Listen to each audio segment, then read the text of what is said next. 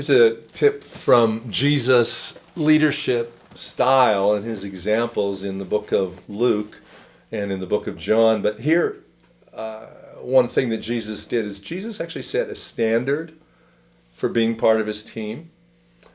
Sometimes when we're, especially in a church and volunteer organization, we're so anxious to get people on our teams that we literally say, hey, we'll take anybody.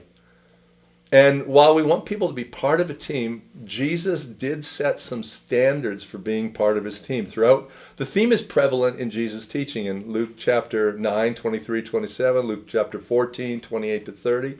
Jesus gives some specific requirements for being part of his organization.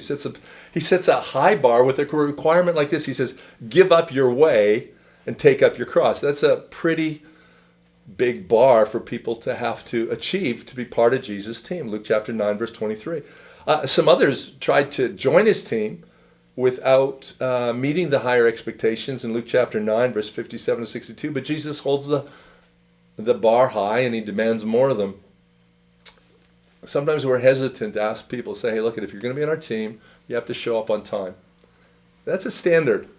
And having that standard means that what we're asking you to do is important.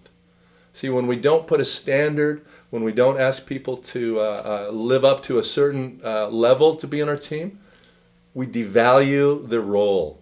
Because my dad used to say this one, you've probably heard it too. He said, if it's important enough to do it, it's important enough to do it well. So we want to make sure that we set a standard. If you're going to be part of the team, let's set a standard. Because a team without enforced standards is just like a river without any banks. It just kind of goes all over the place and never accomplishes the purpose it has. Set standards, Jesus did.